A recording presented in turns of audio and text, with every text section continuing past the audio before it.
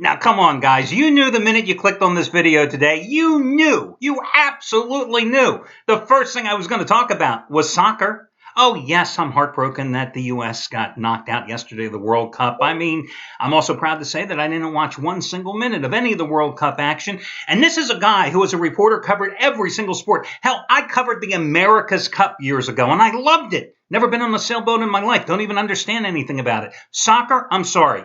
You need to be like the NHL. You have to have fighting. Seriously, a midfielder just has to stop, say the hell with this, slug his opponent. They got to have a bench-clearing brawl, a melee in the middle of the field, penalties going out, players getting tossed. That's going to make soccer entertaining. That's going to be the key to soccer success. All these people on the radio and TV that are saying that soccer has turned a corner, they are sorely mistaken.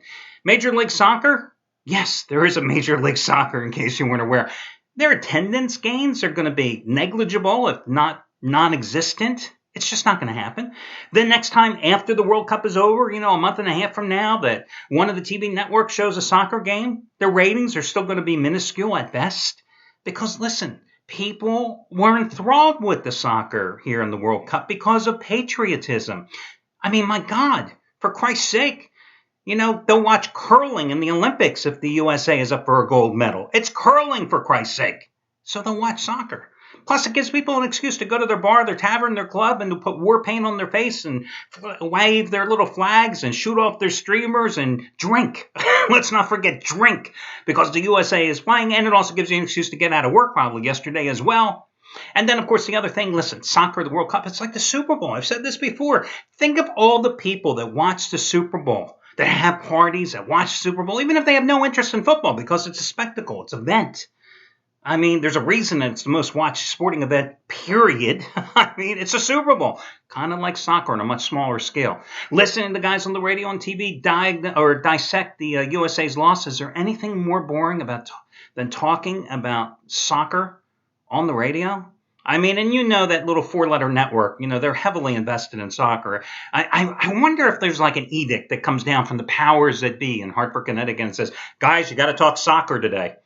I don't know. Just doesn't enthuse me. I'm sorry. It's like when you listen to sports talk radio. If you happen to be listening to a station, I'll give you an example. And I'm from the Philadelphia area originally, right? I'll give you an example. In Philadelphia, you turn on sports talk radio. It can be the middle of May. It can be the middle of June. It could be the middle of March, in the middle of March Madness. It doesn't matter. They're going to be talking NFL. They're going to be talking the Eagles because that's what everybody wants to talk about. But talking soccer on the radio? Oh, wake me up when it's over. Oh, it's over. Well, I'm happy about that. Okay, but no more about soccer. I've beaten that dead horse, and believe me, it's a dead horse. Okay, let's talk about a little baseball here. Yesterday, I cashed in again with another Runline play. As I've said many, many times, guys, baseball's evolved over the past 20 years. You got to be able to look at the Runline plays, especially as the season progresses, as we get to the dog days of summer, because when you've got number 4 starters on teams that are average to mediocre, just because they're pitching at home, they're laying $1.70, you can't play it on the money line. You have to invest on the run line. And when you have top performers, top-notch starters pitching at home, and they're suddenly minus 240 before you even blink an eye, you got to look at the run line. And listen, the run line, of course, affords you the opportunity to make money with takebacks, taking heavy favorites and sometimes turning them into dogs, and also affords you the opportunity to go ahead and play those hot favorites, especially at home, because of your willingness to go ahead and lay the 1.5. So today, I'm going with Runline winner number 6 out of 7 over the past week. Last night was the Nationals, 7-1 over Colorado. The night before that, it was the Braves as a $1.25 dog against the Mets. That's what I've got going for my personal best bet. I'm going to break down the Cardinals-Giants game for you in just a moment. I also want to point out today, the big special play is going to be the better than any half-price offer selection, Shawn Michaels. Winning day 101 out of 162. His 100-dime run line route of the year. Keep in mind, with 100-dime max wager place, that's the best for Shawn, okay? 100-dime max wager place. Over the past 31 weeks. So what are we talking here? 7.5 months just about? Almost 8 months, really. He is 33-16-1 with those plays. 33-16-1. That's football, basketball, and baseball combined.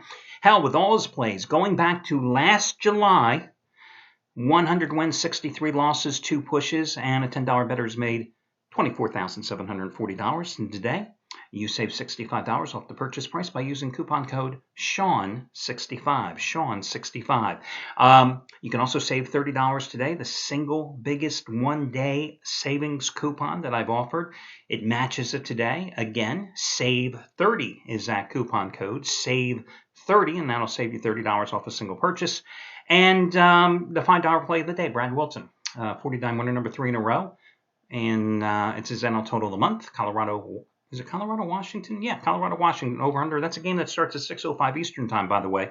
$10 bettors have won a little over $9,300 since last July following his advice. Now, that's the good news. The bad news is yesterday, Gabriel DuPont lost his big 100-dime play as he was going for his 6th straight winning day as the Dodgers got crushed on the run. He had him on the run line, I think, last night.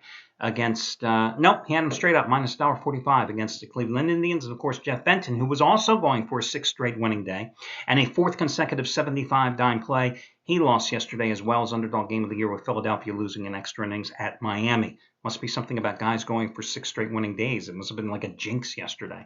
Okay, let's talk about your free selection here. You've got 2 teams that are playing baseball that really kind of... it's kind of like soccer. That's how exciting they have been lately because neither one of these teams can score, the Cardinals and the Giants. St. Louis going with Adam Wainwright, who I'm going to go ahead and lay the $1.40 with Wainwright on the road in what I think is going to be a low-scoring game, 3-2, 4-2 max. So I think you have to go with the under as well, but I do like the Cardinals more as the free pick. That's what I'm going with. Wainwright, 1.46 earned run average in 10 road starts. 1.46 in 10 road starts this season. He's allowed 51 hits in those 10 road starts over 74 innings. I mean, those are great numbers. I don't care who you are. Those are phenomenal numbers, okay? The Cardinals have won 12 of his 16 starts, including 7 of his 10 outings on the road. He has a 2.01 ERA on the season because in the month of June in 4 starts, that earned run average, 1.16. He's pitching against Ryan Vogelsong tonight. Now, Vogelsong has really sucked on the road with an ERA of over 5.2 on the road, but at home, it's a different story. And 9 starts at AT&T Park, 3.13 earned run average. Listen, the Giants yesterday, Tim Lincecum stymied the Cardinals offense, which everybody's been doing here of late. 5-0 was the win. But let's not get that enthused because the Giants, they had lost their previous 4 games, scoring a total of 6 runs total. It was just their 3rd win in their last 19 games. They've lost 12 of their last 15 at home as well. Now, the Cardinals aren't much better. That is the 3rd time they have been shut out in 5 games, a stretch where in the 2 games they did score, they scored a total of 4 runs in those contests. They've lost 8 of their last 12 overall. That's why I like the under in this game, too.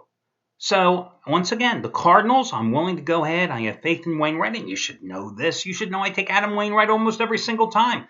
But then again, considering that the team has won 12 of his 16 starts, and I think they've only... Even if you had to play him on the run line, earlier this season when I was taking him on the run line consistently, they had only had, I think, 2 losses. 2 of those wins were by less of a margin of 2 runs, which made him a great run line proposition. But again, tonight, I don't even need him on the run line. I'm just taking him straight up minus $1.40, minus $1.45. I think it's going to be a low-scoring game. You're looking at a total of 6.5, so play the under as well. 4-2, 3-2, 3-1. I think that's what this game is begging to go for. But again, I think the Cardinals straight up is definitely the best in terms of the free pick. That'll do it, guys. Best of luck to you all. No more soccer, I promise, for at least another 4 years. God, will I be doing this for 4 more years? I don't know. We'll worry about that later. Take it easy, guys. Talk to you tomorrow.